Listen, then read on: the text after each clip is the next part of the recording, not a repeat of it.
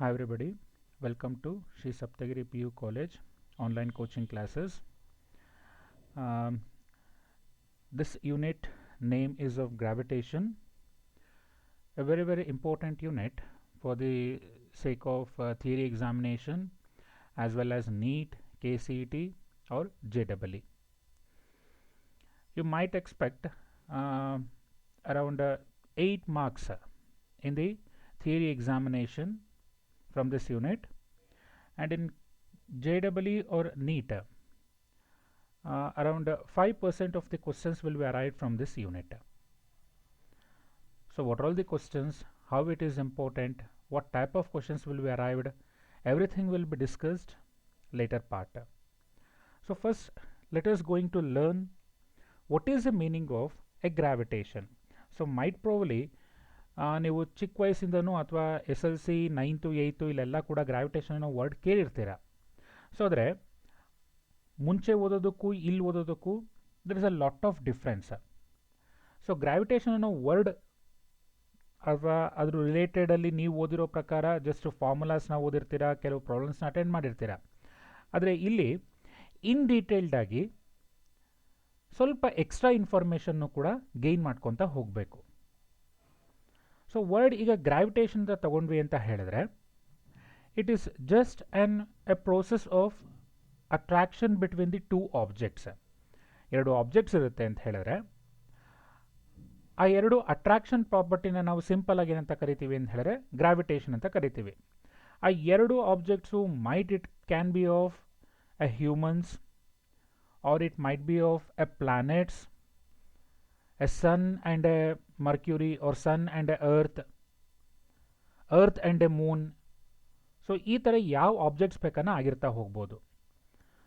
So ಎರಡು attraction ಪ್ರಾಪರ್ಟಿನೇ ನಾವೇನಂತ ಕರಿತೀವಿ, ಗ್ರಾವಿಟೇಷನ್ ಅಂತ ಕರಿತಾ ಹೋಗ್ತೀವಿ. ಸೊ ಈ ಗ್ರಾವಿಟೇಷನ್ ಯೂನಿಟ್ನಲ್ಲಿ ನಾವು ಮೇಜರ್ ಆಗಿ ಕವರ್ ಮಾಡುವಂಥದ್ದು ಅಂದರೆ ಕಂಪ್ಲೀಟ್ ಯೂನಿಟಲ್ಲಿ ಸೊ ಫಸ್ಟು ಯೂನಿವರ್ಸ್ಗೆ ಸಂಬಂಧಪಟ್ಟಂಗೆ ಕೆಲವು ಲಾಸ್ನ ಓದ್ತಾ ಹೋಗ್ತೀವಿ. ಕಂಪ್ಲೀಟ್ ಯೂನಿವರ್ಸ್ನ ಸ್ಟಡಿ ಮಾಡಾದಮೇಲೆ ನೆಕ್ಸ್ಟು ನಮ್ಮ ಅರ್ತ್ ಮೇಲೆ ಎಂಟ್ರಾಗ್ತಾ ಹೋಗ್ತೀವಿ. ಅರ್ತಿಗೆ ಎಂಟ್ರಾಗಿದ್ದ ತಕ್ಷಣ ಗ್ರಾವಿಟಿ ಅನ್ನೋ ಟಾಪಿಕ್ನ ಓದ್ತಾ ಹೋಗ್ತೀವಿ. ಸೊ ಗ್ರಾವಿಟಿ ಅನ್ನೋ ಟಾಪಿಕ್ನ ಓದಾದ್ಮೇಲೆ ಡಿಫ್ರೆಂಟ್ ಕೇಸಸ್ ಆಫ್ ಗ್ರಾವಿಟೀಸ್ನ ನೋಡ್ತಾ ಹೋಗ್ತೀವಿ. ಇದೇ ಥರ ಕೆಲವು ಪೊಟೆನ್ಷಿಯಲ್ ಮತ್ತು ಎಸ್ಕೇಪ್ ವೆಲಾಸಿಟಿ, ಸೊ ಈ ಥರ ತುಂಬ ಡೀಟೇಲ್ಡಾಗಿ ಓದ್ತಾ ಹೋಗೋಣ ಒಂದನ್ನು. ಸೊ ಗ್ರಾವಿಟೇಷನ್ಗೆ ಹೋಗೋಕ್ಕಿಂತ ಮುಂಚೆ ಆಲ್ಬರ್ಟ್ ಐನ್ಸ್ಟೀನ್ ಅವರು ಒಂದು ವರ್ಡ್ನ ಹೇಳಿದ್ದಾರೆ, ವೆರಿ ಇಂಪಾರ್ಟೆಂಟ್. ಓಕೆ, ಸೊ ಏನದು ಈಗ ಇಷ್ಟೋ ತನಕ ಹೇಳಿದೆ, ಗ್ರಾವಿಟೇಷನ್ ಅಂತ ಹೇಳಿದ ತಕ್ಷಣ ಎರಡು ಆಬ್ಜೆಕ್ಟ್ಸ್ಗಳು ಇತ್ತು ಅಂತ ಹೇಳಿದ್ರೆ ಅದ್ರ ಅಟ್ರಾಕ್ಷನ್ ಪ್ರಾಪರ್ಟಿನ ಏನಂತ ಕರಿತೀವಿ, ಗ್ರಾವಿಟೇಷನ್ ಅಂತ ಕರಿತಾ ಹೋಗ್ತೀವಿ. ಈಗ ಒಂದು ಆಬ್ಜೆಕ್ಟ್ನ ಮೇಲೆ ಎಸೆತೀನಪ್ಪ, ಮೇಲೆ ಎಸೆದ್ರೆ ಏನಾಗುತ್ತೆ, ಅದು ಕೆಳಗೆ ಬರ್ತಾ ಹೋಗುತ್ತೆ. ಅಂದರೆ ಅರ್ತು ಇನ್ನೊಂದು ಆಬ್ಜೆಕ್ಟ್ನ ಏನು ಮಾಡ್ತಾ ಇದೆ, ಅಟ್ರಾಕ್ಟ್ ಮಾಡ್ತದೆ, ಅದನ್ನ ಏನಂತ ಕರಿಬೋದು ನಾವು, ಗ್ರಾವಿಟೇಷನ್ ಅಂತ ಕರಿಬೋದು. ಅರೆ ಆಲ್ಬರ್ಟ್ ಐನ್ಸ್ಟೀನ್ ಇನ್ನೊಂದು ವರ್ಡ್ನ ಹೇಳಿದ್ದಾರೆ, gravitation is not responsible for the people following in love ಅಲ್ವಾ. ಇದು ಯಾವುದೇ ಕಾರಣಕ್ಕೂ ಗ್ರಾವಿಟೇಷನ್ಗೂ ಇದಕ್ಕೂ ಸಂಬಂಧ ಇಲ್ಲ ಅಂತ ಹೇಳ್ತಾರೆ. ಓಕೆ, ಸೊ ಏನದು, first let us learn and Newton's laws of gravitation or it can be called as universal law of gravitation. ಯಾವ್ದು ಬೇಕನ್ನ ಕೇಳ್ಬೋದು ನಿಮಗೆ. ನ್ಯೂಟನ್ಸ್ ಲಾಸ್ ಆಫ್ ಗ್ರಾವಿಟೇಷನ್ ಅಂತಾದರೂ ಒಂದೇ, ಅಥವಾ ಯೂನಿವರ್ಸಲ್ ಲಾ ಆಫ್ ಗ್ರಾವಿಟೇಷನ್ ಅಂತ ಕೂಡ ಒಂದೇ.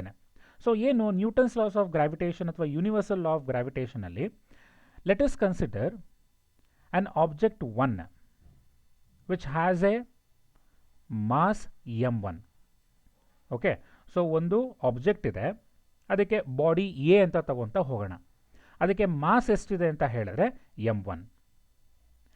ಇನ್ನೊಂದು ಆಬ್ಜೆಕ್ಟ್ನ ಕನ್ಸಿಡರ್ ಮಾಡೋಣ, ಅಥವಾ body B which has a mass m2 and they are separated by a distance r, small letter r. ದಯವಿಟ್ಟು ಮರಿಬಾರ್ದು ಇದನ್ನು, ಯಾಕೆಂದರೆ ಮುಂದಕ್ಕೆ ಹೋಗ್ತಾ ಕ್ಯಾಪಿಟಲ್ ಆರು ಸ್ಮಾಲ್ ಲೆಟರ್ ಆರು ತುಂಬ ಇಂಪಾರ್ಟೆನ್ಸ್ ಆಗ್ತಾ ಹೋಗುತ್ತೆ ನಿಮಗೆ.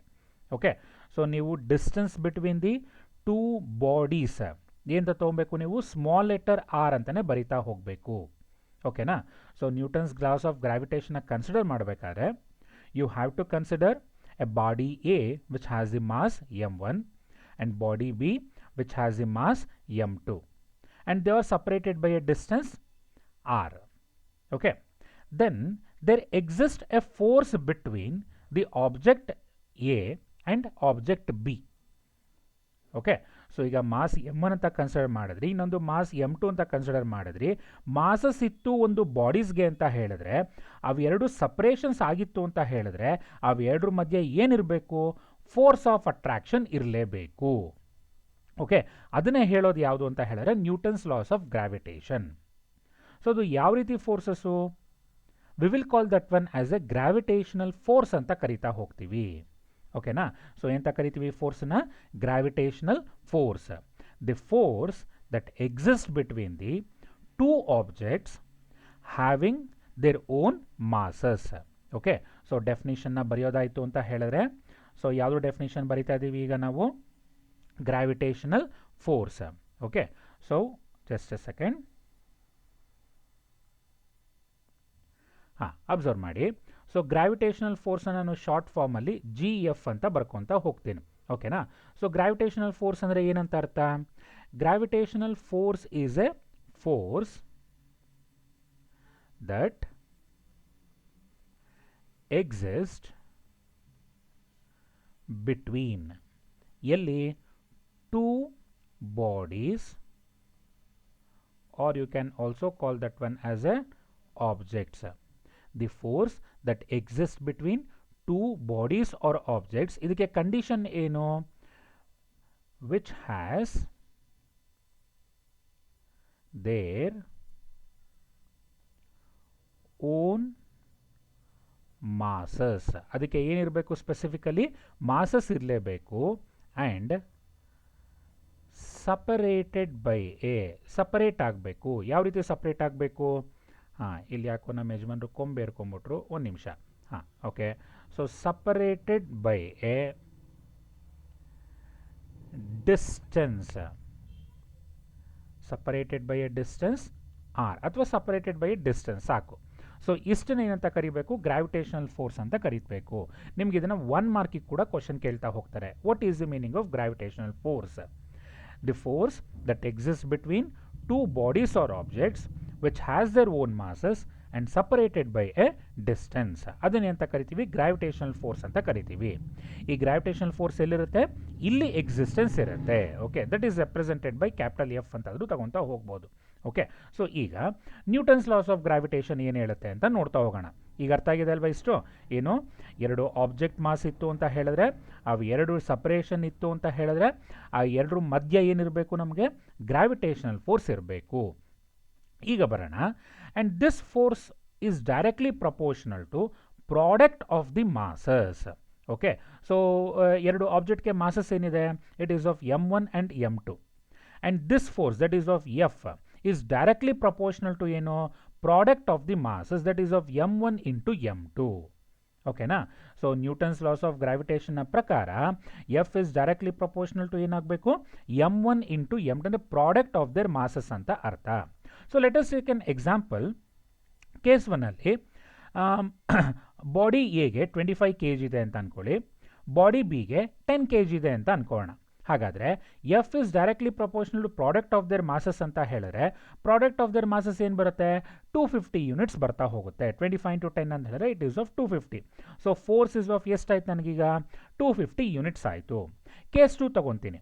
Let us consider one object and the body A is of 50 kg and body B is of 20 kg. Think that F is directly proportional to product of their masses ಅಂತ ಹೇಳಿದ ತಕ್ಷಣ 50 into 20 ಅಂತ ಹೇಳಿದ್ರೆ it is of 1000 units. ಹಾಗಾದರೆ force ಯಾವುದ್ರಲ್ಲಿ ಜಾಸ್ತಿ ಇರುತ್ತೆ ಈಗ? So it is of in the second ಕೇಸಲ್ಲಿ ಫೋರ್ಸು ಜಾಸ್ತಿ ಇರುತ್ತೆ. ಏಕೆ? F is directly proportional to product of their masses. ಇದನ್ನು ಸಿಂಪಲ್ ಆಗಿ ಥಿಂಕ್ ಮಾಡ್ಬೋದು. ನೀವು ಥಿಂಕ್ ಮಾಡಿ, ಒಂದೇ ಒಂದು ಸಣ್ಣ ಕಲ್ಲನ್ನ ಮೇಲೆ ಸಿರಪ್ಪ, ಆರಾಮಾಗಿ ಕ್ಯಾಚ್ ಹಿಡಿಬೋದು ಅಲ್ವಾ? ಅಲ್ಲಿ ಅದೇನಾದರೂ ಒಂದು 1 kg ಇರೋಂಥ ಆಬ್ಜೆಕ್ಟ್ನ ಮೇಲಿಂದ ಎಸಿರಿ. 1 kg ಬೇಡ, ಒಂದು 10 grams ಇರೋಂಥ ಆಬ್ಜೆಕ್ಟ್ನ ನಿಮ್ಮ ಮಾಡಿ ಮೇಲಿಂದ ಅಥವಾ ಕೀ ಬಂಚ್ನ ಎಸ್ದಾಗ ಕ್ಯಾಚ್ ಹಿಡಿಬೋದು ಅಲ್ವಾ? ನೀವು ಆರಾಮಾಗಿ ಕ್ಯಾಚ್ ಹಿಡಿಬೋದು. ಯಾಕೆಂದರೆ key bunch weight it is of ಒಂದು 100 grams ಅಂತ ಅನ್ಕೊತ ಹೋಗೋಣ. ಅದೇನಾದರೂ 1 kg ಇರೋಂಥ ಒಂದು ಆಬ್ಜೆಕ್ಟ್ನ ನೀವೇನಾದ್ರು ಮೇಲಿಂದ ಎಸಿದ್ರೆ ಕ್ಯಾಚ್ ಹಿಡಿಬೋದಾ? ಇಲ್ಲ. ಯಾಕೆ? ತುಂಬ ಫೋರ್ಸ್ ಆಗಿ ಬರ್ತಾ ಹೋಗುತ್ತೆ ಅದು. ಹೌದಲ್ವಾ? ಅಲ್ಲಿಗೆ ಮಾಸ್ ಜಾಸ್ತಿ ಇತ್ತು ಅಂತ ಹೇಳಿದ್ರೆ ಫೋರ್ಸು ಕೂಡ ಏನಾಗ್ತಾ ಹೋಗಬೇಕು, ಜಾಸ್ತಿ ಇರಬೇಕು ಅಂತ ಅರ್ಥ. ಸೊ ನ್ಯೂಟನ್ಸ್ ಲಾಸ್ ಆಫ್ ಗ್ರಾವಿಟೇಷನ್ನ ಪ್ರಕಾರ that is of force is directly proportional to product of their masses that is of m1 into m2. If the mass increases, then the force between them also increases. ಹೌದಲ್ವಾ? Therefore, the force of attraction between the two masses is comparatively more in the ಯಾವುದರಲ್ಲಿ, second ಕೇಸಲ್ಲಿ, first ಕೇಸಲ್ಲಿ ಅಲ್ಲ. ಹೌದಲ್ವಾ? Next F is proportional to, next ಏನು ಮಾಡ್ತಾ ಇದ್ದೀವಿ ಅಂತ ಹೇಳಿದ್ರೆ 1/r². That is of force is inversely proportional to square of the distance between them ಅಂತ ಕರಿತಾ ಹೋಗಬೇಕು. Okay, so first force is directly proportional to product of their masses and force is inversely proportional to square of the distance between them, that is a small letter r. ಹೌದಲ್ವಾ? So let us analyze with the cases 1 and 2. Case 1 ಅಲ್ಲಿ let us consider 25 kg of one object, 25 kg of another object. They are separated by a 5 meter distance. Okay, ಎಷ್ಟು distance ಇಂದ consider ಮಾಡೋಣ? 5 meter distance ಇಂದ consider ಮಾಡ್ತಾ ಹೋಗೋಣ. Case 2 ನಲ್ಲಿ ಏನು consider ಮಾಡೋಣ ಅಂತ ಹೇಳಿದ್ರೆ 25 kg ಆಬ್ಜೆಕ್ಟ್ ಇನ್ನೊಂದಿದೆ, ಹಾಗೆ 25 kg ಆಬ್ಜೆಕ್ಟ್ ಇನ್ನೊಂದಿದೆ. ಬಟ್ ಅವೆರಡು ಸಪರೇಷನ್ ಏನು ಮಾಡ್ತಾ ಇದ್ದೀವಿ ಅಂತ ಹೇಳಿದ್ರೆ 10 ಮೀಟರ್ಸಿಂದ ಸಪ್ರೇಟ್ ಮಾಡ್ತಾ ಹೋಗ್ತಾ ಇದ್ದೀವಿ. ಈಗ ಥಿಂಕ್ ಮಾಡಿ, ಎರಡರಲ್ಲಿ ಯಾವುದರಲ್ಲಿ ಫೋರ್ಸು ಜಾಸ್ತಿ ಇರುತ್ತೆ? 5 meters 10 meters ನೋಡಿ, r² that is of 25, 10 square that is of 100. ಎಲ್ಲಿ ಡಿನಾಮಿನೇಟರ್ ವ್ಯಾಲ್ಯೂ ಜಾಸ್ತಿ ಆಗ್ತಾ ಹೋಗುತ್ತೆ ಅಲ್ಲಿ ಫೋರ್ಸ್ ಏನಾಗ್ತಾ ಹೋಗಬೇಕು, ಕಡಿಮೆ ಆಗ್ತಾ ಹೋಗಬೇಕು. ಹೌದಲ್ವಾ? ಈಗ ತಾನೇ ಹೇಳಿದೆ ನಿಮಗೆ, ಮಾಡಿ ಮೇಲೆ ನಿಂತ್ಕೊಂಡು 1 kg ಆಬ್ಜೆಕ್ಟ್ನ ಎಸೆಯೋದಕ್ಕೂ ಕೆಳಗಡೆ ಬಂದು 1 kg ಆಬ್ಜೆಕ್ಟ್ನ ಎಸೆಯೋದಕ್ಕೂ there is a lot of difference. ಎಲ್ಲಿ ಫೋರ್ಸು ಜಾಸ್ತಿ ಇರುತ್ತೆ? ಮೇಲ್ಗಡೆಯಿಂದ ಎಸಿದಾಗ ಫೋರ್ಸು ಜಾಸ್ತಿ ಇರ್ತಾ ಹೋಗುತ್ತೆ. In the second case the distance between the two masses is of more. ಹೆಚ್ಚಿಗೆ ಆಯಿತು ಅಂತ ಹೇಳಿದ್ರೆ ಫೋರ್ಸ್ ಏನಾಗ್ತಾ ಹೋಗಬೇಕು, ನಮಗೆ ಕಡಿಮೆ ಆಗ್ತಾ ಹೋಗಬೇಕು. That is of F is directly proportional to ಅಥವಾ inversely proportional to square of the distance between them. ಓಕೆನಾ? ಅರ್ಥ ಆಗಿದೆ ಅಲ್ವಾ ಹೇಳ್ಕೊಡ್ತಾ ಇರೋದು? ಈಗ ಇವೆರಡನ್ನೂ ಏನು ಮಾಡೋಣ ಅಂತ ಹೇಳಿದ್ರೆ ಕ್ಲಬ್ ಮಾಡೋಣ. That is of F is directly proportional to ಏನಾಗುತ್ತೆ, m1 m2 divided by r² ಅಂತ ಬರಿತಾ ಹೋಗ್ತೀವಿ. ಓಕೆನಾ? This is the Newton's laws of gravitation. Okay, ಅಥವಾ ಯೂನಿವರ್ಸಲ್ ಲಾ ಆಫ್ ಗ್ರಾವಿಟೇಷನ್. ನಿಮಗೆ 2 ಮಾರ್ಕ್ಸ್ಗೆ very very very important. Okay, ಇದನ್ನು ಎಷ್ಟು ಮಾರ್ಕ್ಸಿಗೆ ಕೇಳ್ತಾನೆ? 2 ಮಾರ್ಕ್ಸಿಗೆ ಕೇಳ್ತಾ ಹೋಗ್ತಾನೆ. ಏನು ಬರಿಬೇಕು 2 ಮಾರ್ಕ್ಸಿಗೆ ಕೇಳಿದಾಗ? ತುಂಬ ಸಿಂಪಲ್ಲಾಗಿ ಬರಿತಾ ಹೋಗಬೇಕು. ಫಸ್ಟು ಫೋರ್ಸ್ ಅಂದರೆ ಎಫ್ ಅಂತ ಹೇಳಿದ್ರೇನು? It is a force, the force of attraction of 2 objects. ಓಕೆನಾ? The force of attraction of 2 objects is ಏನಾಗಬೇಕು? First one directly proportional to product of their masses. Okay, directly proportional to product of their masses. That is F is directly proportional to m1 into m2 ಅಂತ ಬರಿಬೇಕು. Second ಒನ್ನಲ್ಲಿ ಏನು ಬರಿತೀರಾ? Is the inversely proportional to square of the distance between them. That is f is directly proportional to 1 divided by r². Confuse ಆಗಬೇಡಿ. Inversely proportional to r², directly proportional to 1/r² ಅಂತ ಹೇಳ್ತಾ ಹೋಗಬೇಕು. ಓಕೆನಾ? So ಎರಡನ್ನು club ಮಾಡಿದಾಗ F is directly proportional to ಏನು ಬರ್ತಾ ಹೋಗುತ್ತೆ, m1 into m2 divided by r² ಅಂತ ಹಾಕೊತಾ ಹೋಗ್ತೀರಾ. Now let us come for the statement of this one. Every particle of the matter attracts every other particle of the matter. ಇದು ಗೊತ್ತಿದೆ ಅಲ್ವಾ? ಅಂದರೆ ಎರಡು ಆಬ್ಜೆಕ್ಟು. ಸೊ ಒಂದು ಆಬ್ಜೆಕ್ಟ್ನ ಪಾರ್ಟಿಕಲ್ ಆಫ್ ದಿ ಮ್ಯಾಟರ್ ಅಂತ ತಗೊಂಡ್ರೆ ಇನ್ನೊಂದು ಆಬ್ಜೆಕ್ಟ್ನ other particle of the matter ಅಂತ ತಗೊತಾ ಹೋಗ್ತೀರಾ. ಅವು ಎರಡೂ ಕೂಡ ಏನಾಗಬೇಕು, ಅಟ್ರಾಕ್ಟ್ ಆಗ್ತಾ ಹೋಗಬೇಕು ವಿತ್ ಅ ಫೋರ್ಸ್ ಅಂತ ಕರಿತಾ ಹೋಗ್ತೀವಿ. Okay, every particle of the matter attracts every other particle of the matter with a force which is directly proportional to product of their masses and inversely proportional to square of the distance between them. Okay, ಇಷ್ಟು ಸ್ಟೇಟ್ಮೆಂಟ್ನ ನೀವು ಬರಿಬೇಕಾಗಿರೋವಂಥದ್ದು ನೆನಪಲ್ಲಿರುತ್ತೆ ಅಲ್ವಾ ಅಲ್ಲಿ. ಈಗ ಆ ಒಂದು proportionality ಕಾನ್ಸ್ಟೆಂಟ್ನ introduce ಮಾಡ್ತಾ ಹೋಗೋಣ. ಅಂದರೆ ಈಗ ನಿಮಗೆ ಗೊತ್ತಿದೆ ಇದನ್ನೇನಂತ ಕರಿತೀವಿ, ಪ್ರಪೋರ್ಷನಾಲಿಟಿ ಕಾನ್ಸ್ಟೆಂಟ್. ಆ ಪ್ರಪೋರ್ಷನಾಲಿಟಿ ಕಾನ್ಸ್ಟೆಂಟ್ನ ರಿಮೂವ್ ಮಾಡಿದ್ರೆ, ಆ ಪ್ರಪೋರ್ಷನಾಲಿಟಿ ಕಾನ್ಸ್ಟೆಂಟ್ನ ರಿಮೂವ್ ಮಾಡೋರು ಏನು ಮಾಡಬೇಕು ನೀವು, ಅಂದರೆ ಪ್ರಪೋರ್ಷನಾಲಿಟಿ ಸೈನ್ನ ತೆಗೆದು ಹಾಕಿದ್ರೆ ಈಕ್ವಲ್ ಟು ಹಾಕ್ಬಿಟ್ಟು ಒಂದು ಪ್ರಪೋರ್ಷನಾಲಿಟಿ ಕಾನ್ಸ್ಟೆಂಟ್ ಹಾಕ್ತೀರಲ್ವಾ, ಆ ಪ್ರಪೋರ್ಷನಾಲಿಟಿ ಕಾನ್ಸ್ಟೆಂಟ್ನ ಏನಂತ ಕರಿತೀವಿ ಅಂತ ಹೇಳಿದ್ರೆ we will call that one as a capital G ಅಂತ ಕರಿತಾ ಹೋಗಬೇಕು. ಓಕೆ, ಕನ್ಫ್ಯೂಸ್ ಆಗಬೇಡಿ. ಮತ್ತೆ ಇನ್ನು ಸ್ಮಾಲ್ ಲೆಟರ್ ಜಿ ಬರುತ್ತೆ, that has an different idea. ಓಕೆನಾ?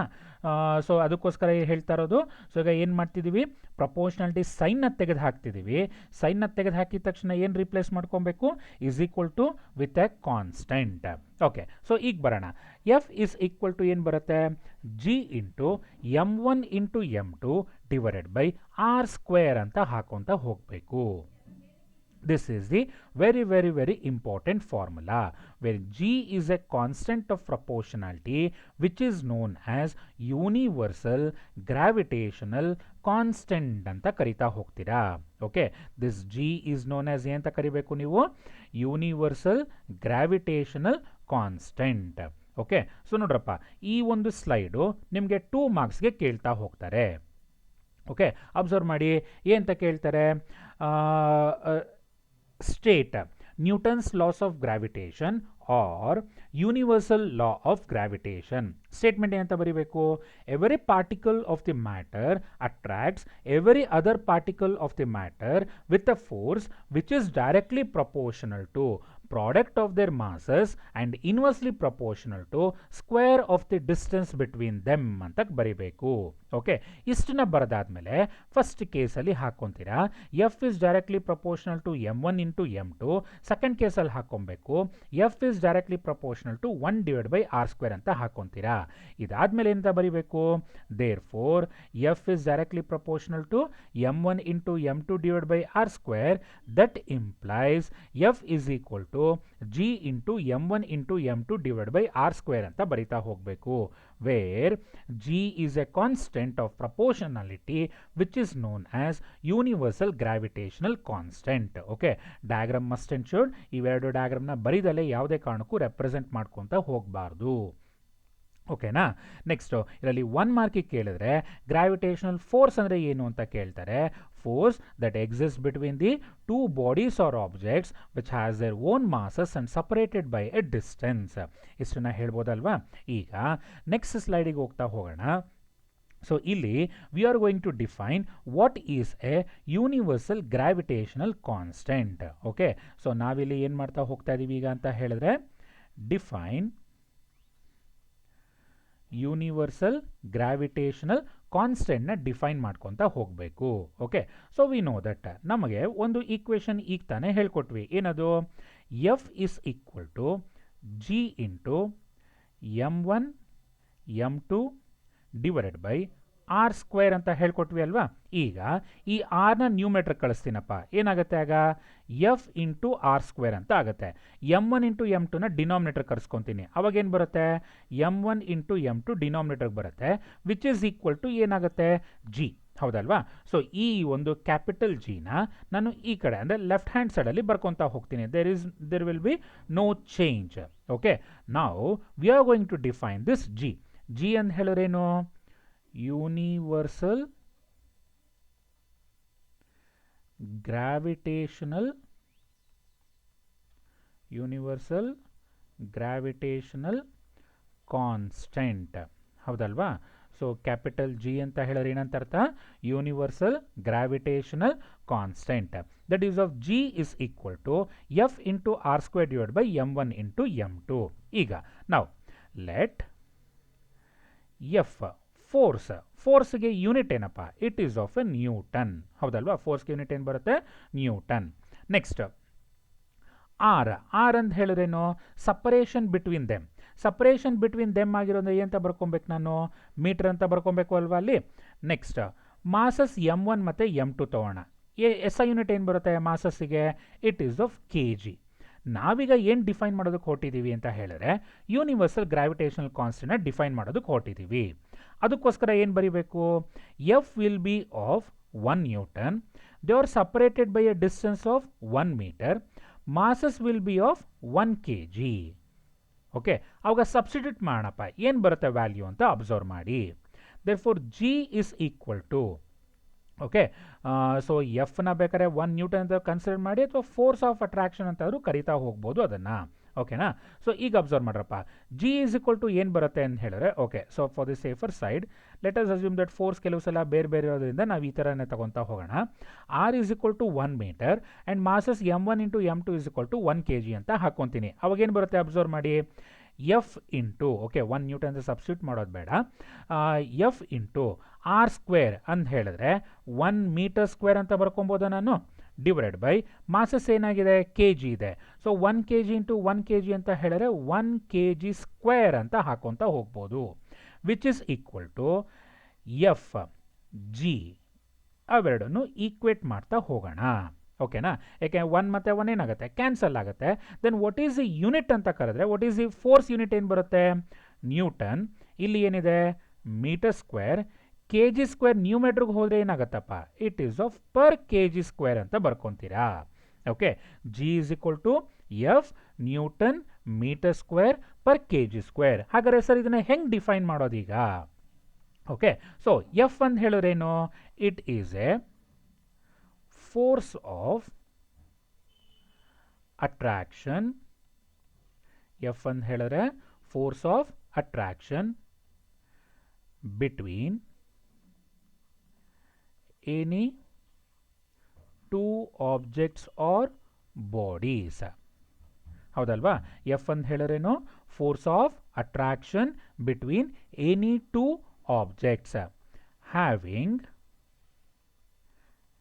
A masses. ಎಷ್ಟು? Having a masses of 1 kg ಅಥವಾ ಯೂನಿಟ್ ಮಾಸಸ್ ಅಂತಾದರೂ ತಗೊತಾ ಹೋಗ್ಬೋದು. Okay, having a unit masses ಅಥವಾ having a masses of 1 kg and separated. ಎಷ್ಟು ಯಾವ ರೀತಿ ಎಷ್ಟು ಸಪರೇಟ್ ಮಾಡಿದ್ದೀವಿ, separated by a distance, separated by a distance of 1 metre. ಹೌದಲ್ವಾ?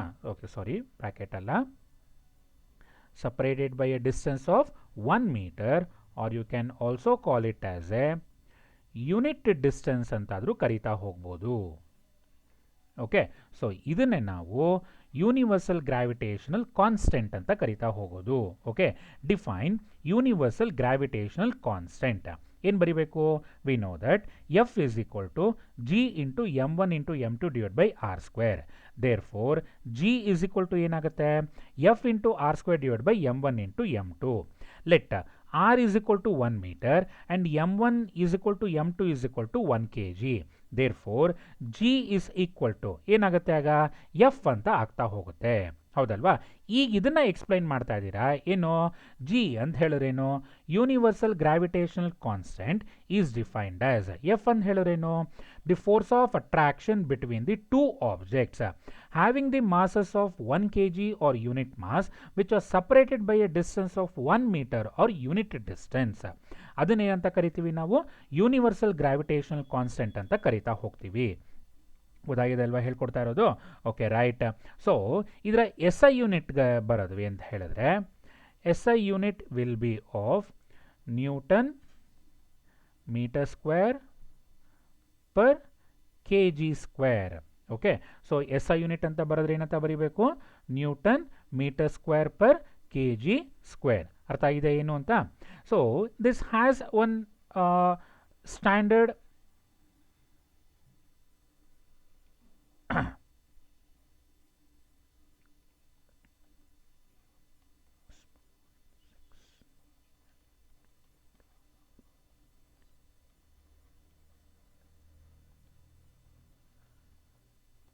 ಗೊತ್ತಾಗಿದೆ ಅಲ್ವಾ ಏನು ಅಂತ? So G is equal to 6.67 into 10 to the power minus 11 newton metre square per K G square is the standard value of universal gravitational constant. ಗೊತ್ತಾಗಿದೆ ಅಲ್ವಾ ಹೇಳ್ಕೊಡ್ತಾ ಇರೋದು? So ಇದನ್ನು ನಿಮಗೆ ಮತ್ತೆ 2 ಮಾರ್ಕ್ಸ್ಗೆ ಕೇಳ್ತಾ ಹೋಗ್ತಾರೆ. ಓಕೆ, ಎಷ್ಟು ಮಾರ್ಕ್ಸ್ಗೆ ಕೇಳ್ತಾರೆ ಇದನ್ನು ಡೆಫಿನಿಷನ್ನ? 2 marks. Define universal gravitational constant. ಅವಾಗ ಇಷ್ಟನ್ನು ರೆಪ್ರೆಸೆಂಟ್ ಮಾಡ್ಬೋದಲ್ವಾ ನೀವು? Right. So next, this Newton's laws of gravitation can be expressed in a vector form. So ಏನಕ್ಕೆ ಸರ್ ವೆಕ್ಟರ್ ಫಾರ್ಮಲ್ಲಿ ಬೇಕು ಅಂತ ಹೇಳಿದ್ರೆ, ಫೋರ್ಸ್ ಆಫ್ ಅಟ್ರಾಕ್ಷನ್ಸ್ನ ನೋಡ್ತಾ ಬಂದ್ವಿ ನಾವು.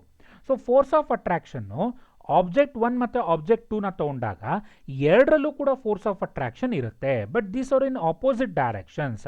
ಸೊ ಯಾವ ರೀತಿ ಅದನ್ನು ಮೆನ್ಷನ್ ಮಾಡಬೇಕು, ಅಬ್ಸರ್ವ್ ಮಾಡ್ಕೊತ ಬರೋಣ ಈಗ. Consider the 2 point objects of mass m1 and m2 which are separated by a distance r as shown in the figure. Okay, ಈಗ ಅಬ್ಸರ್ವ್ ಮಾಡ್ಕೊತ ಬನ್ನಿ. The mass m2, okay, the mass m2 is attracted by mass m1. ಓಕೆನಾ? ಅಂದರೆ ಏನಂತ ಅರ್ಥ ಈಗ, mass ಅಂದರೆ second object first ಆಬ್ಜೆಕ್ಟಿಂದ ಅಟ್ರಾಕ್ಟ್ ಮಾಡ್ತಿದೆ ಅಂತ ಅರ್ಥ ಅಲ್ಲಿ. ಅಂದರೆ m1 ಯಾವ ಕಡೆ ಎಳಿತಾ ಇದೆ m1ನ, m1 ಕಡೆಗೆ ಮಾಸ್ m2ನ ಎಳ್ಕೊತಾ ಇದೆ ಅಂತ ಅರ್ಥ ಅದು. Therefore, the force exists between the m1 and m2 which is represented by F21 ಅಂತ ಕರಿತಾ ಹೋಗ್ತೀವಿ. ಏನಿದು ಫೋರ್ಸ್ F21 ಅಂತ ಹೇಳಿದ್ರೆ, force of attraction between the two objects having mass m2 is attracted by the mass m1. Okay, mass m2 is attracted by the mass m1. ಹಾಗಾದ್ರೆ ಯಾವ ಕಡೆ ಇರುತ್ತೆ ಡೈರೆಕ್ಷನ್, m1 ಕಡೆಗೆ ಡೈರೆಕ್ಷನ್ ಇರ್ತಾ ಹೋಗುತ್ತೆ. ಅಂದರೆ ಮಾಸ್ m2 ಯಾವ ಕಡೆಗೆ ಮೂವ್ ಆಗ್ತಿದೆ, m1 ಕಡೆಗೆ ಮೂವ್ ಆಗ್ತಿದೆ. ಓಕೆನಾ? ಸೊ ಇಲ್ಲಿ ಒಂದು ಯೂನಿಟ್ ವೆಕ್ಟರ್ನು ಕೂಡ ಹಾಕೊಂತ ಹೋಗ್ತೀವಿ, that is of r21 cap ಅಂತ ಹಾಕೊಂತ ಹೋಗ್ತೀವಿ, which is in the direction of the force F21. ಅರ್ಥ ಆಗ್ತಿದೆ ಹೇಳ್ತಾ ಇರೋದು? Therefore F21 is equal to ಏನು ಬರಿಬೋದು, gm1 into m2 divided by r². This is a magnitude part. So ಡೈರೆಕ್ಷನ್ನ ಮೆನ್ಷನ್ ಮಾಡಬೇಕು ಅಂದರೆ ಏನು ಮಾಡಬೇಕು, ಯೂನಿಟ್ ವೆಕ್ಟರ್ನ ಹಾಕೊಂತ ಹೋಗ್ತೀರಾ, ದಟ್ ಈಸ್ ಆಫ್ r21 ಕ್ಯಾಪ್ನ ಹಾಕೊಂತ ಹೋಗಬೇಕು. ಅರ್ಥ ಆಗ್ತಿದ್ದಾವೆ ಹೇಳ್ತಾ ಇರೋದು? ಮತ್ತೆ ಇನ್ನೊಂದ್ಸಲ ಹೇಳ್ತಾ ಇದ್ದೀನಿ ನೋಡಿ. ಈಗ ಯಾರು ಯಾವ ಕಡೆಗೆ ಎಳಿತಾ ಇದ್ದಾರೆ, ಆಬ್ಜೆಕ್ಟ್ 1 ಆಬ್ಜೆಕ್ಟ್ 2ನ ಅಟ್ರಾಕ್ಟ್ ಮಾಡ್ತಾ ಇದೆ. ಅದಕ್ಕೋಸ್ಕರ ಆಬ್ಜೆಕ್ಟ್ 2 ಯಾವ ಕಡೆಗೆ ಹೋಗ್ಬೋದು, ಆಬ್ಜೆಕ್ಟ್ 1 ಕಡೆಗೆ ಹೋಗ್ಬೋದು. ಓಕೆನಾ? Next point, where r21 is a unit vector in the direction of F21. Now let us analyze the second case. ಈಗ ಮುಂಚೆ ಏನು ಮಾಡಿದ್ವಿ, ಆಬ್ಜೆಕ್ಟ್ 2 ಆಬ್ಜೆಕ್ಟ್ 1 ಕಡೆಗೆ ಹೋಗ್ತಾ ಇತ್ತು, ಅದೇ ರೀತಿ ಉಲ್ಟಾನೂ ಆಗ್ಬೋದು. ಏನು, ಆಬ್ಜೆಕ್ಟ್ 2 ಆಬ್ಜೆಕ್ಟ್ 1ನ ಅಟ್ರಾಕ್ಟ್ ಮಾಡ್ತಾ ಇದೆ ಈಗ. That is, the mass m1 is attracted by mass m2, then the gravitational force is represented by ಏನಂತ ರೆಪ್ರೆಸೆಂಟ್ ಮಾಡ್ಕೊತೀವಿ, F12 ಕ್ಯಾಪ್ ಅಂತ, ಸಾರಿ F12 ಅಂತ ರೆಪ್ರೆಸೆಂಟ್ ಮಾಡ್ಕೊತಾ ಹೋಗ್ತೀವಿ. ನೋಡಿ ಅಬ್ಸರ್ವ್ ಮಾಡ್ಕೊಳ್ಳಿ. ಆ್ಯಂಡ್ ದಿ ಯೂನಿಟ್ ವೆಕ್ಟರ್ ಅಂದರೆ ಡೈರೆಕ್ಷನ್ ವೆಕ್ಟರ್ನ ಯಾವ ರೀತಿ ರೆಪ್ರೆಸೆಂಟ್ ಮಾಡಬೇಕು, R12 ಅಂತ ರೆಪ್ರೆಸೆಂಟ್ ಮಾಡ್ಕೊತಾ ಹೋಗಬೇಕು. Therefore F12 is equal to gm1 into m2 divided by r² multiplied by ಯಾವುದು, ಡೈರೆಕ್ಷನ್ ಯೂನಿಟ್ ವೆಕ್ಟರ್ನ ರೆಪ್ರೆಸೆಂಟ್ ಮಾಡ್ಕೊತಾ ಬರ್ತೀವಿ, that is of R12 cap ಅಂತ ರೆಪ್ರೆಸೆಂಟ್ ಮಾಡ್ಕೊತಾ ಬರಬೇಕು. ಅರ್ಥ ಆಗಿದೆ ಏನು ಅಂತ ಇದು? Okay, where r12 is a unit vector in the direction of F12. ಈಗ ಅಬ್ಸರ್ವ್ ಮಾಡಿ, ಎರಡೂ ಈಕ್ವೇಷನ್ಸ್ ಅಲ್ಲೂ ಅಂದರೆ F12 ಆಗಿರ್ಬೋದು, F21 ಆಗಿರ್ಬೋದು, gm1 into m2 divide by r² that is of magnitude part is of same. But ಏನು opposite ಆಗ್ತಾ ಇರೋದು, ಫೋರ್ಸ್ನ ಡೈರೆಕ್ಷನ್ ಮಾತ್ರ ಉಲ್ಟಾ ಆಗ್ತಾ ಹೋಗ್ತಾ ಇದೆ ನಮಗೆ, ಹೌದಲ್ವಾ?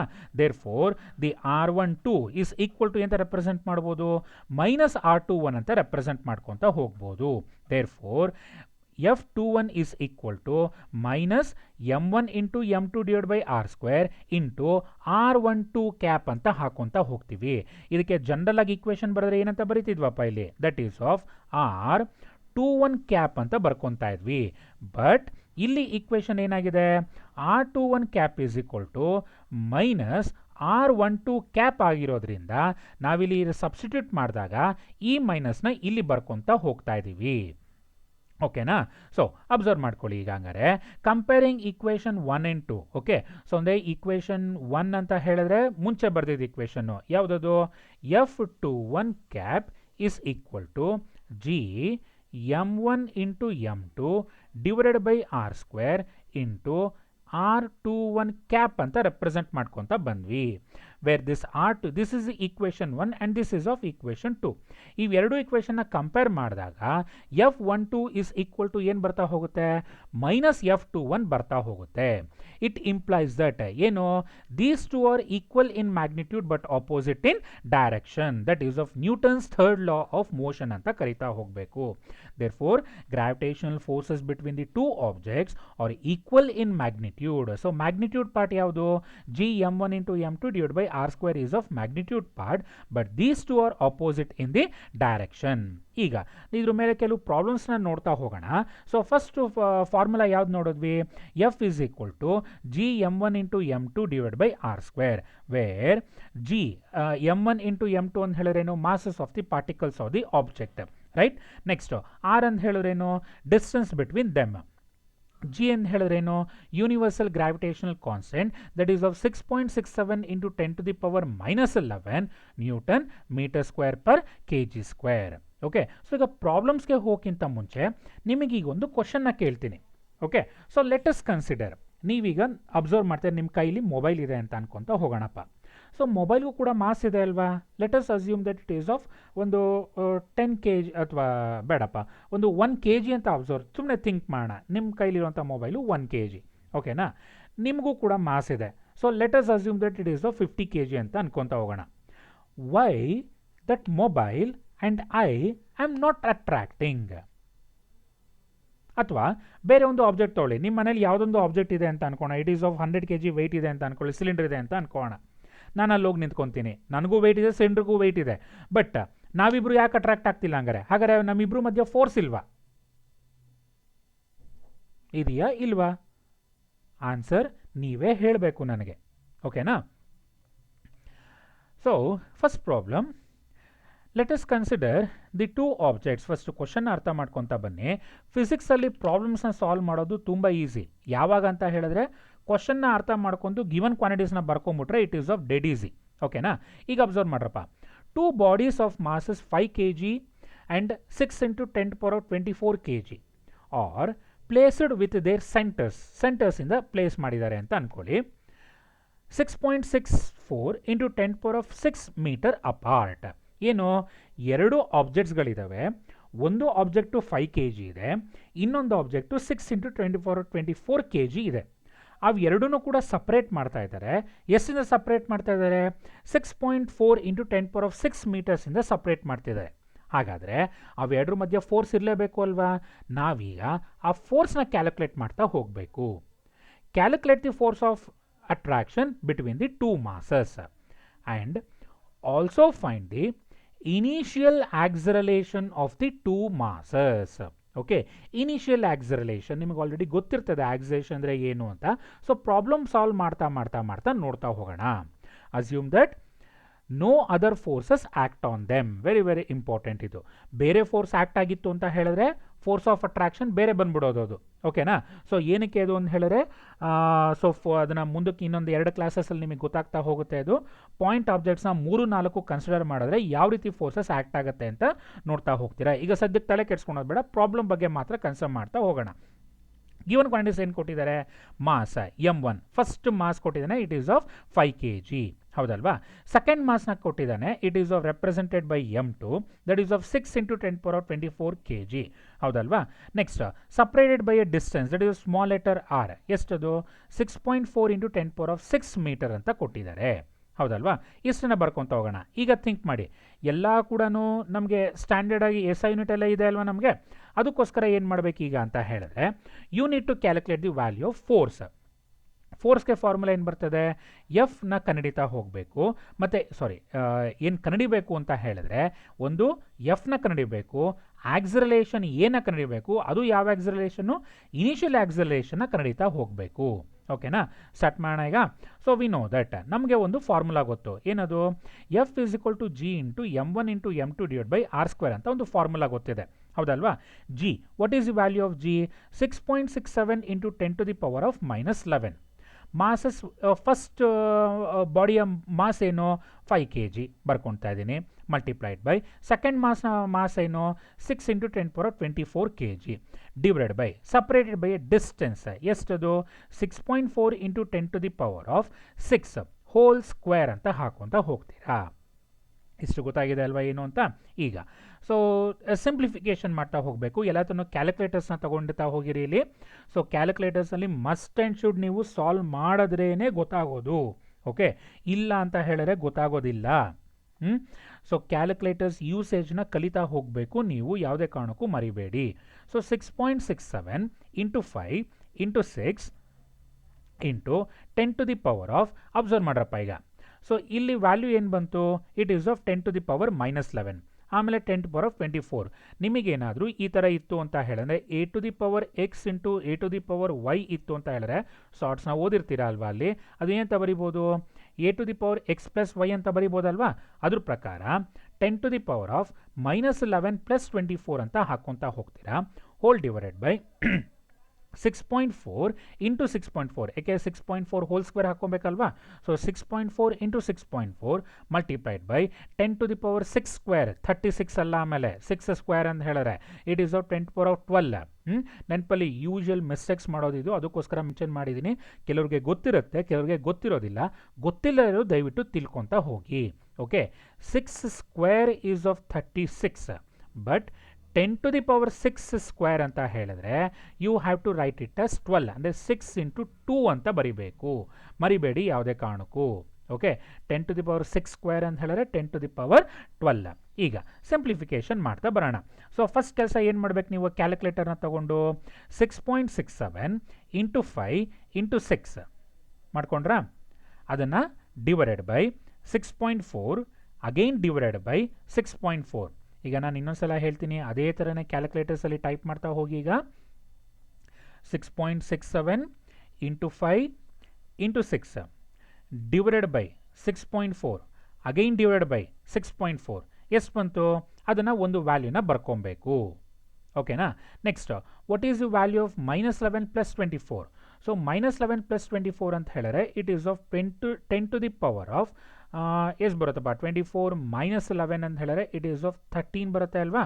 Okay, so 10 power of plus ಅಡಿನ ಮೈನಸ್ ಅಡಿನ, 10 power of 13. So 10 to power of plus 12 ಇದೆ, 10 ಪವರ್ ಆಫ್ ಪ್ಲಸ್ 12 ಮೇಲ್ಗಡೆ ಹೋದ್ರೆ ಏನಾಗುತ್ತೆ, ಇಟ್ ಈಸ್ ಆಫ್ -12 ಅಂತ ಹಾಕೊತೀರಾ. ಸೊ 10 ಪವರ್ ಆಫ್ 13 -12 ಅಂತ ಹೇಳಿದ್ರೆ which must be equal to 10 to the power 1. So ಇಷ್ಟನ್ನು ಸಿಂಪ್ಲಿಫೈ ಮಾಡಿದ್ರೆ, ಅಂದರೆ ನೋಡಿ ಈಗ ಕ್ಯಾಲ್ಕುಲೇಟ್ರಲ್ಲಿ ಹೇಳಿದೆ ಅಲ್ವಾ, ಸೊ ಇಷ್ಟನ್ನು ಸಿಂಪ್ಲಿಫೈ ಮಾಡಿದ್ರೆ you will get around it is of 4.885 ಅಂತ ಬರ್ತಾ ಹೋಗುತ್ತೆ. ಇಷ್ಟನ್ನು ಸಿಂಪ್ಲಿಫೈ ಮಾಡಿದಾಗ ಯು ವಿಲ್ ಗೆಟ್ ಅರೌಂಡ್ ಎಷ್ಟು ಬಂದು 10 ಬಂತು. ಅವೆರಡನ್ನು ಮಲ್ಟಿಪ್ಲೈ ಮಾಡಿದ್ರೆ 48.85 ನ್ಯೂಟನ್ ಅಂತ ಬರ್ತಾ ಹೋಗುತ್ತೆ. ಅರ್ಥ ಆಗ್ತಿದೆ ಹೇಳ್ತಾ ಇರೋದು. ಸೊ ಇಟ್ಸ್ 2 ಸಲ ಇದನ್ನು 5 ಮಾರ್ಕ್ಸಿಗೆ ಕೇಳಿದ್ದಾನೆ ಈ ಒಂದು ಕ್ವಶನ್ನ, but it is usually it is of 3 marks or 2 marks question. ಅರ್ಥ ಆಗಿದೆ ಅಲ್ವಾ. ಸೊ ಇಷ್ಟನ್ನು ಕೇಳಿದ್ರೆ ಇನಿಷಿಯಲ್ ಆಕ್ಸಲರೇಷನ್ನ ಇನ್ನೂ ಕಂಡುಹಿಡಿಯಬೇಕು, ಅವೆರಡನ್ನೂ ಕೇಳಿದ್ರೆ 5 ಮಾರ್ಕ್ಸ್ ಕ್ವಶನ್ಗೆ ಕೇಳ್ತಾ ಹೋಗ್ತಾನೆ. ಈಗ ಇನಿಷಿಯಲ್ ಆಕ್ಸಲರೇಷನ್ನ ಕಂಡುಹಿಡಿಯೋಣ.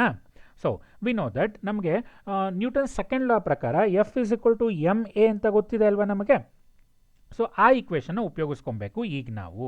That is of F is equal to m into a, ಬೇರೆ ಎಫ್ ಅಂತ ಹೇಳಿದ್ರೆ ಫೋರ್ಸ್, ಎಮ್ ಅಂತ ಹೇಳಿದ್ರೆ ಮಾಸ್, ಎ ಅಂತ ಹೇಳಿದ್ರೆ ಆಕ್ಸಲರೇಷನ್, ಹೌದಲ್ವಾ.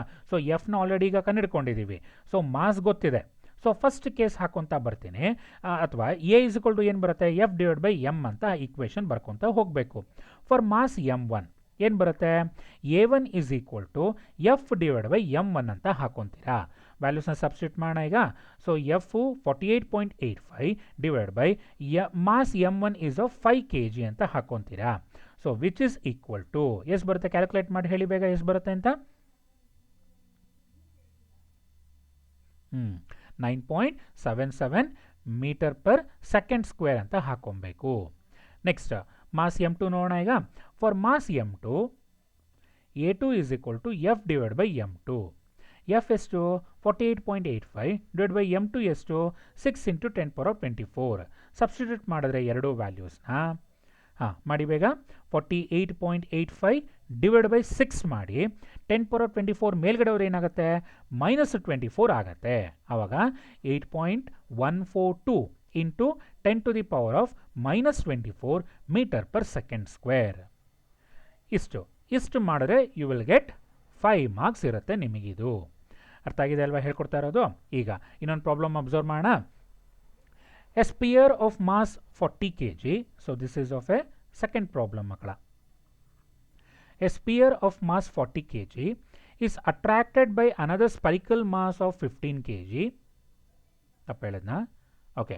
A sphere of mass 40 kg is attracted by another spherical mass of 15 kg by a force of ಎಷ್ಟು 9.8 into 10 power of 7 Newton. When the distance between their centers is of 0.2 meter, find the value of capital G. ಓಕೆನಾ? So capital G already ಗೊತ್ತಿದೆ. First given ಕ್ವಾಂಟಿಟೀಸ್ನ ಬರ್ಕೊಳ್ಳೋಣ. Mass m1 ಎಷ್ಟು 40 kg ಅಂತ ಕೊಟ್ಟಿದ್ದಾನೆ. Mass m2 ಎಷ್ಟು ಕೊಟ್ಟಿದ್ದಾನೆ 15 kg ಅಂತ ಕೊಟ್ಟಿದ್ದಾರೆ. ಫೋರ್ಸ್ ಬಿಟ್ವೀನ್ ದೆಮ್ ಎಷ್ಟು ಕೊಟ್ಟಿದ್ದಾರೆ? It is of 9.8 into 10 power of 7 Newton ಅಂತ ಕೊಟ್ಟಿದ್ದಾರೆ. ಹೌದಲ್ವಾ? ನೆಕ್ಸ್ಟ್ ಸಪ್ರೇಟೆಡ್ ಬೈ ಡಿಸ್ಟೆನ್ಸ್ ಎಷ್ಟು 0.2 ಮೀಟರ್ ಅಂತ ಕೊಟ್ಟಿದ್ದಾರೆ. So you need to calculate 0.29 ಅಂತ ಬರೀಬೋದು ನೀವು. 2 into 10 power of -1 ಮೀಟರ್ ಅಂತ ಬರೀಬೋದು. ಡೈರೆಕ್ಟಾಗಿ 0.2 ಅಂತಲೇ ಸಬ್ಸ್ಟಿಟ್ಯೂಟ್ ಮಾಡಿ ತಪ್ಪೇನೂ ಕೂಡ ಆಗೋದಿಲ್ಲ. So we know that F is equal to G m1 into m2 divided by r square.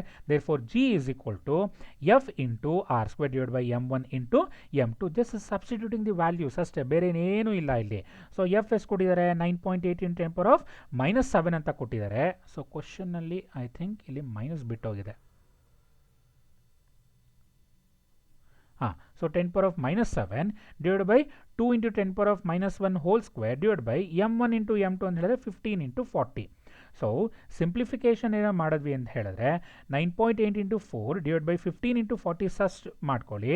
ಆಮೇಲೆ 10 to the power -7 -9 ಬರ್ತಾ ಹೋಗುತ್ತೆ ನಿಮಗೆ. ಓಕೆ. ಸೊ ಹಿಂದಿಂದ ಪ್ರಾಬ್ಲಮಲ್ಲಿ ಹೇಳ್ಕೊಟ್ಟೆ ಯಾವ ರೀತಿ ಟ್ರಾನ್ಸ್ಫರ್ ಮಾಡ್ಕೊಬೇಕು ಅಂತ, ಅದೇ ಥರ ಇಲ್ಲೂ ಕೂಡ ಮಾಡ್ಕೊತಾ ಹೋಗಿ. ಸಿಂಪ್ಲಿಫಿಕೇಶನ್ ಮಾಡಿದಾಗ ಸೊ 4 1s 4 10s ಅಂತ ಆದಾಗ 1 divided by 100 ಬರುತ್ತೆ. 1 by 10 ಬರುತ್ತೆ ಇಲ್ಲಿ. So 4 1s 4 10s. So 1 divided by 10 ಅಂತ ಹೇಳಿದ್ರೆ it is of 10 to the power of -1 ಬರುತ್ತೆ. So 10 power of -1 10 power of -9 ಅಂತ ಹೇಳಿದ್ರೆ it is of 10 to the power -10. ಅವೆರಡನ್ನು ಡಿವೈಡ್ ಮಾಡಿ. ಡಿವೈಡ್ ಮಾಡಿದ್ರೆ ಏನು ಬರುತ್ತೆ value? Okay, sorry, just a mistake. ಡೈರೆಕ್ಟಾಗಿ 9.8 divided by 15 ಮಾಡ್ಕೊಳ್ಳಿ. ಆವಾಗ 6.534 ಬರುತ್ತೆ. ಈ ಸ್ಟೆಪ್ ಬೇಡಪ್ಪ ಇದು. ಹಾಂ, so 10 to the power of -11 as it is ಹಾಗೆ ಬರ್ಕೊತೀರಾ. This must be equal to G newton metre square per kg square. Okay.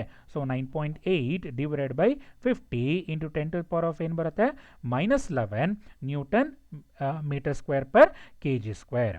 Okay. So ಎರಡು ಪ್ರಾಬ್ಲಮ್ ಅರ್ಥ ಆಗಿದೆ, ಜೊತೆಗೆ ಕಾನ್ಸೆಪ್ಟ್ಸ್ ಅರ್ಥ ಆಗಿದೆ ಅಂತ ಅನ್ಕೊತಾ ಹೋಗ್ತೀನಿ. So if you have any doubts you can ask me now. ಏನೋ ಡೌಟ್ಸ್ ಇದೆಯಾ ಈಗ ನಿಮಗೆ?